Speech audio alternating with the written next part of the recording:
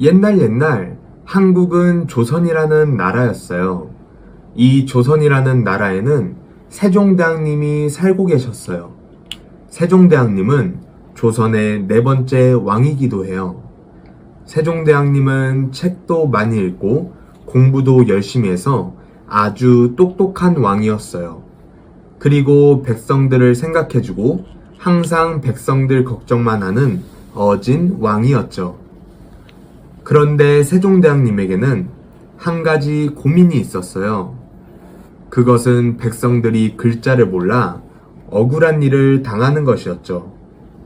당시 조선은 중국의 글자인 한자를 빌려서 사용하고 있었어요. 그런데 이 한자는 굉장히 어렵고 복잡해서 백성들이 배우기에는 너무 어려웠어요. 그래서 세종대왕님은 백성들을 위한 글자를 만들기로 결심했어요. 백성들이 글자를 몰라서 억울한 일을 당하는 게 말이 되는가? 어서 빨리 백성들을 위한 글자를 만들어서 백성들이 더 이상 어려운 일을 당하지 않도록 하여라. 하지만 신하들은 반대했어요. 아니 됩니다, 전하. 중국의 글자인 한자를 버리고 새로운 글자를 만들다니요. 그것은 중국에 대한 배신입니다. 당시 조선은 중국을 형님의 나라라고 생각하였기에 신하들의 반대는 점점 거세졌어요. 화가 난 세종대왕은 이렇게 말했어요.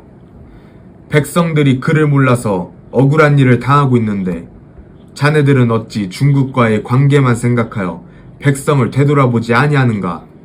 자네들이 진정 이 나라의 백성들을 생각하고는 있는 건가? 세종대왕님이 이렇게 말씀하셨는데도 불구하고 신하들의 반대에 세종대왕님은 혼자서 백성들을 위한 글자를 만들기 시작했지요. 세종대왕님은 늦은 밤까지 잠도 주무시지 않고 오로지 백성들을 위한 글자를 만들기 위해서 매일매일 열심히 공부하셨어요. 그렇게 세종대왕님의 노력 끝에 한글이라고 불리는 글자가 탄생했죠. 이때 처음에는 한글을 백성을 가르치는 바른소리라고 하여 그것을 훈민정음이라고 이름을 지었답니다. 훈민정음은 자음 14자, 모음 14자로 이루어져 있어요. 세종대왕님은 이 글자를 백성들에게 알려주고 백성들이 글자를 배워서 억울한 일이 일어나지 않도록 힘썼답니다. 그리고 이것이 현재 한국에서 쓰는 한글이 된 것이랍니다.